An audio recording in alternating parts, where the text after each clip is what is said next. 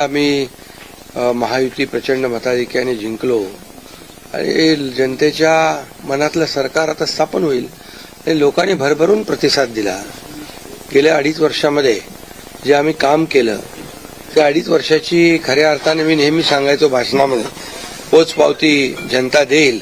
आणि का करताय तुम्ही देखील एकदा त्याचा अभ्यास करा की आतापर्यंतच्या इतिहासात कधीही न झालेली कल्याणकारी योजनांचा निर्णय महायुतीच्या सरकारने अवघ्या 2.25 वर्षात घेतला. हा इतिहास आहे आणि या योजना महाराष्ट्राच्या इतिहासामध्ये सुवर्णाक्षराने लिहिल्या जातील. आणि मला विश्वास होता की आम्ही केलेला विकास, आमचा अजेंडा विकासाचा होता आणि आम्ही केलेल्या कल्याणकारी योजना, आम्ही म्हणायचो सर्वसामान्यांचं सरकार आहे, सर्वसामान्यांचं सरकार, गोरगरिबांचं सरकार. मी देखील एक शेतकरी कुटुंबातून आलो म्हणून मी गावी येतो, कारण गावी मला आलं की एक वेगळा आनंद मिळतो, माझ्या लोकांमध्ये येतो, लोक भेटतात, माझी शेती आहे, शेतीकडे जातो आणि हा वेगळा एक आनंद मला या ठिकाणी समाधान मिळतं. म्हणून मी देखील एक गरीब परिवारातून, शेतकरी परिवारातून आलो म्हणून मला याची जाणीव आहे, गरिबीची जाणीव आहे, सर्वसामान्यांच्या परिवाराची जाणीव आहे. म्हणून आम्ही ज्या योजना केल्या त्या योजनांचा सर्वसामान्य लोकांना त्यांच्या जीवनामध्ये काही ना काही फायदा झाला. आणि म्हणून आम्ही म्हणाल तर इकोसिस्टीम तयार केली.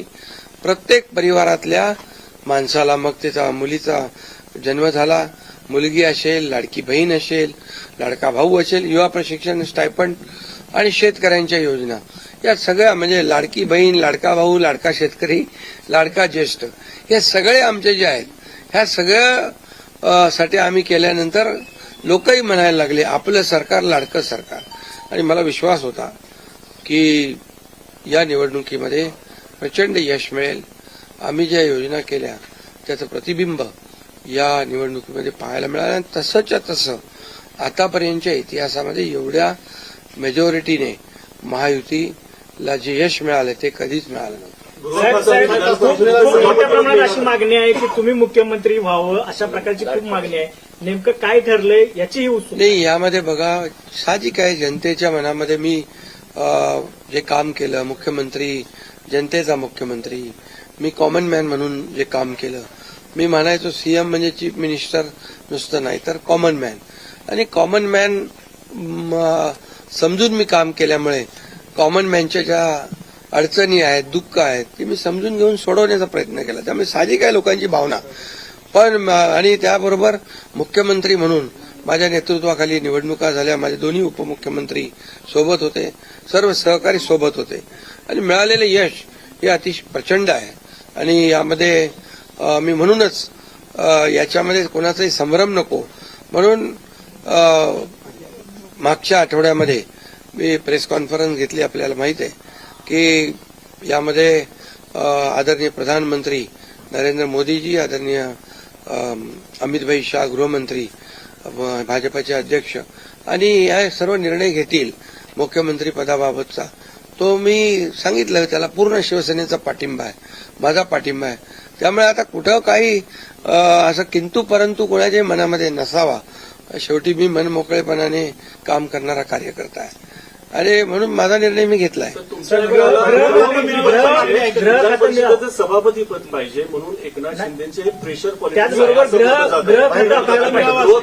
नाही. हे पहा, याच्या बाबतीत चर्चा होईल, आता चर्चा होईल. चर्चेमधून बऱ्याचशा काही गोष्टी निघतील, बऱ्याचशा गोष्टी सुटतील.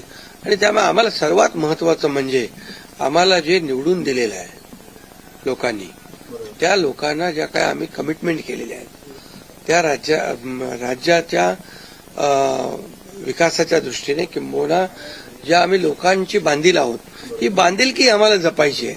सगळ्यात महत्वाचं मला काय मिळालं, कुणाला काय मिळालं यापेक्षा जनतेला काय मिळणार आहे. महाराष्ट्रातल्या जनतेने भरभरून मतदान केलेलं आहे, मतांचा वर्षाव केला आहे. आता त्यांना आम्ही आमच्या पद्धतीने जे देण्याचा प्रयत्न होणार आहे. त्यामुळे यामध्ये लोकांच्यासाठी जे करायचं आहे ते आम्ही करणार आहोत. उपमुख्यमंत्रिपदासाठी श्रीकांत शिंदेचं नाव समोर येते आपल्या गटाकडनं, ही गोष्ट खरी आहे का? नाही. बघा, चर्चा अजून सुरू आहेत, चर्चा खूप आता तुम्हीच चर्चा करत असता पत्रकार तुमच्या चर्चा खूप जास्ती असतात त्यामुळे तुम्हाला एकच सांगतो मी माझ्या प्रश्नाचं उत्तर राहिले. तुम्हाला एकच सांगतो या सर्व चर्चा आहेत. आता एक बैठक आमची अमित भाईंच्या बरोबर झालेली आहे, दुसरी एक बैठक आमची होईल तिघांची, आणि त्या बैठकीमध्ये खूप साधक बाधक चर्चा होईल आणि त्यामधून योग्य तो निर्णय या महाराष्ट्राच्या हिताचा. बघा, आमच्यामध्ये तुम्हाला मी सांगतो, या जनतेने आम्हाला भरभरून दिलेलं आहे. जनतेला असं वाटता कामा नये की आम्ही सत्ता दिली, सरकार म्हणजे एवढी मेजॉरिटी दिली, आता चांगलं सरकार स्थापन व्हावं, जी अपेक्षा जनतेची आहे ती आम्ही पूर्ण करणार. आणि आम्हाला जनतेबरोबर आम्ही उत्तरदायित्व आहोत. त्यामुळे लोक काय बोलतात, विरोधक काय, आता विरोधकांना काय काम राहिलंय का, काय राहिलंय बाकी? सध्या EVM वरती चाललंय ते. आता जे काय आता ईव्हीएम म्हणजे आता याच्यामध्ये मी एकच तुम्हाला सांगतो की आमच्यामध्ये कुठलाही काही समन्वयाचा अभाव नाही. समन्वयाने काम सुरू. मी तर माझी जाहीर भूमिका परत मला मांडण्याची गरज नाही. मी तर बुधवारी जो प्रेस कॉन्फरन्स घेतली त्यात सगळी भूमिका स्पष्ट मांडलेली आहे. आणि लोकांना आता काय, विरोधकांना काम नाही, विरोधी पक्षनेताही होता येत नाही, एवढी देखील संख्याबळ नाही, एवढं भरभरून प्रेम लोकांनी दिलंय. त्यामुळे आता ईव्हीएम आणि या सगळ्या गोष्टींची चर्चा चालू आहे. बघा, झारखंडमध्ये ते जिंकले तेव्हा काय ईव्हीएम चांगलं होतं का? आणि त्याचबरोबर लोकसभेमध्ये ते जिंकले तेव्हा काय ईव्हीएम चांगलं होतं? आता पण लोकसभेचा एक त्यांचा माणूस जिंकलाय या सर्व निवडणुकीत, पोटनिवडणुकीमध्ये. त्यामुळे कर्नाटकमध्ये, तेलंगणामध्ये असेल, झारखंडमध्ये असेल, यामध्ये ते विरोधी पक्षाला देखील यश मिळाले. त्यामुळे ही लाडक्या बहिणींनी एक आणि सर्वांनीच लाडक्या बहिणींचा मोठा सहभाग याच्यामध्ये, या विजयामध्ये आहे. आणि लाडक्या भावांना त्यांनी भरभरून प्रेम दिले, लाडक्या भावांनी आम्हाला प्रेम दिले, लाडक्या शेतकऱ्यांनी दिले. सर्वांनी, या सर्वांच्या एकजुटीच्या प्रेमामुळे, आशीर्वादामुळे हे सरकार एवढ्या मोठ्या प्रमाणावर मेजॉरिटी झाले.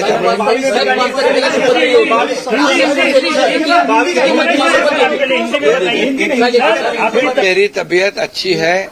मैं यहाँ पर आया था रेस्ट करने के लिए. अभी बहुत काफी भागदौड़ हो गई चुनाव में. मैं एक दिन में 8-8, 10-10 सभा ली थी. और मैंने कोई अभी तक मेरे 2-2.5 साल के कार्यकाल में छुट्टी बिट्टी कोई मनाता नहीं. मैं यहाँ भी आता हूँ, यहाँ भी जनता दरबार होता है, लोग आते हैं. अभी भी लोग आए मेरे को मिलने काम के बहाने. वो यहाँ आने के बावजूद भी मुझे लोगों से मिलना है. मिलता हूँ मैं लोगों को. और मेरी तबीयत थोड़ी खराब थी, अभी ठीक हूँ. और मुझे एक ही है कि ये सरकार जो है ये जनता की आवाज वाली सरकार है. जनता को जैसे सरकार चाहिए वैसे सरकार मिलेगा. मैंने बुधवार के दिन पूरी तरह मेरी भूमिका स्पष्ट की हुई है. आदरणीय प्रधानमंत्री जी, आदरणीय गृह मंत्री अमित भाई और भारतीय जनता गृह मंत्रालय को लेकर के कोई मांग है क्या आप लोगों